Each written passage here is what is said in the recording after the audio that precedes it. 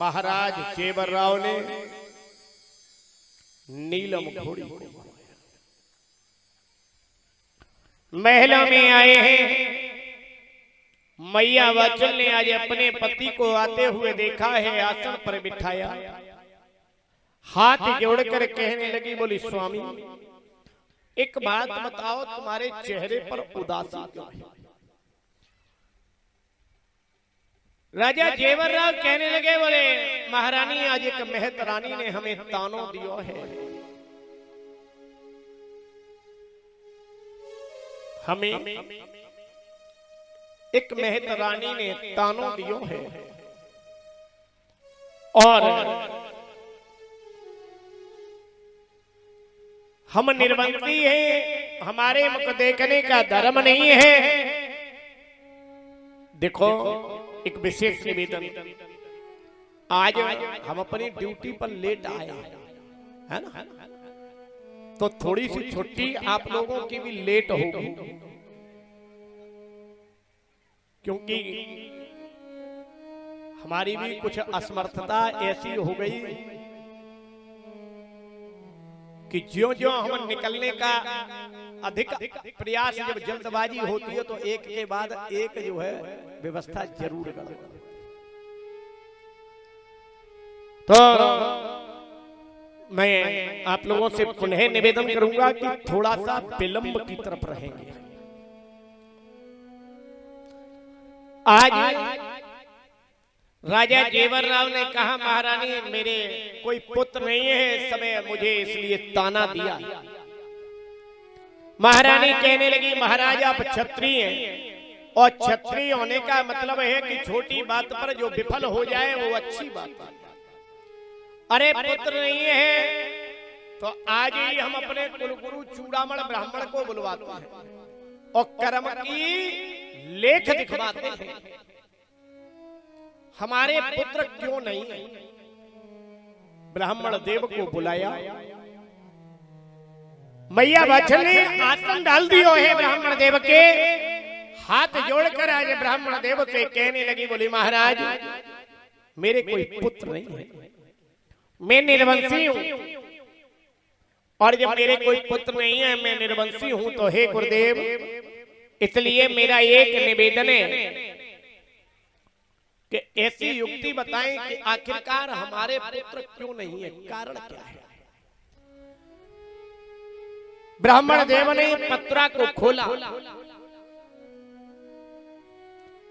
कठाई अक्षर जोड़कर और अंगुली पर कर ज्ञान,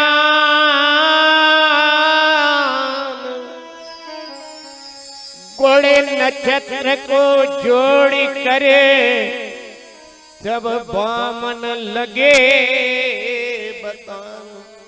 बोले मैया एक सच है क्या? हे भोरी मैया तू इस जन्म के लिए पुत्र की कामना कर रही है, मैया तेरे तो 7 जन्म तक कोई पुत्र नहीं है। ध्यान रहे मेरे बुजुर्गों, जीवन का एक बहुत बड़ा कट सत्य होता है मानव का। सच ये हम कोई भी कर्म करते हैं, चोरी करते हैं, डकैती डालते हैं, अच्छे कर्म करते हैं, अपना कर्म ही हमें सुख देता है और अपना कर्म ही हमें दुख देता है। कर्म बना जीवन देता है तो कर्म मिटा जीवन देता है। सच है। मैया वचन से कहने लगे ब्राह्मण देव, बोले मैया बात इस जन्म की होती तो मैं तुझे से कहती, बात तो पूर्व जन्म की है, इस जन्म की बात नहीं है। क्या क्या पूर्व जन्म की बात? मैया ध्यान रहे, हमारे बुजुर्ग पहले कह दिया करते थे कि कछु करनी कछु कर्म और कछु पूर्व जन्म के पाप और भाई मनुज के भागे तो मत हो मात। मैया कुछ पूर्व जन्म के पाप मानव जीवन के इस जन्म में भाग्य के रूप में उदय हुए। लोग कह दिया करते हैं न कुछ लेकर आए हो न कुछ लेकर जाओ, और हर विद्वानों का अलग अलग मत है, लेकिन मैं उस विद्वान के मत पर समर्थ नहीं। जिसने ये लिखा कि कुछ लेकर ना आए और न लेकर जाओ, मैं इसमें समर्थन नहीं करता। मैं मानता हूं, और जो मैंने अध्ययन किया है वो ये कहता है कि इस भूतल पर जब आए हो तो लेकर आए हो, और जब जाओगे तो लेकर जाओगे, न खाली हाथ आए हो न खाली हाथ। प्रमाणिकता, जब हम भूतल पर आते हैं माताओं को ज्यादा ज्ञान होगा। जब बच्चे का जन्म होता है तो मुट्ठी बंद होती है, बंद होती है खुली होती है, बंद होती है ना। कुछ लेकर जरूर आए हो। मुट्ठी जन्मते समय बालक की मुट्ठी बंद हो, और जब जाते हो तो कितने भी वो बंद करो लेकिन हाथ खुला रहता है। आने का अनुभव माताओं का है, और जाने पर लास्ट मुलाकात पुरुषों से होती है। शक्ति और शक्तिमान का विभाजन है। मेरे प्यारे भगवत प्रेमियों, सच ये हम जब आते हैं तो भाग्य लेकर आते हैं। हमें किसके घर में जन्म होना है, हमें किसके घर में जन्म होना है, हमें क्या करना है, हमारे कुछ भाग्य भी है। और भाग्य कौन है? जो पूर्व जन्म के कर्म है।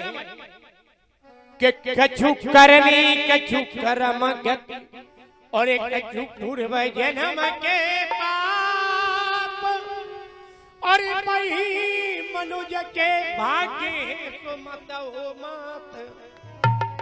मैया तू पूर्व जन्म में एक माली और मालिन की कन्या थी। एक दिन एक टिटीरी के साथ अंडा को तूने खेलते खेलते फोड़ दिया है, और उस टिटीरी ने तुझे श्राप दे दिया। एक नहीं 7 जन्म के लिए भांज होगी, और अकेली नहीं तू 7 सहेली। अभी तक आपने अक्सर जागरण में या कहीं 7 सहेलियों का नाम, 5 सहेलियां मैया वाचन की बांझ सुनी, लेकिन प्रमाणिकता 7 सहेलियां मैया वाचन कहने लगी है। आखिरकार क्या बात है जो हमारे कोई पुत्र नहीं है, और हमने पूर्व जन्म का पाप है, तो कोई युक्ति जरूर हो। लोग कह दिया करते हैं देर है पर अंधेर नहीं है। आज मैं आपको उन कहावतों के बिल्कुल संक्षिप्त खंडन करके आपको बताऊं।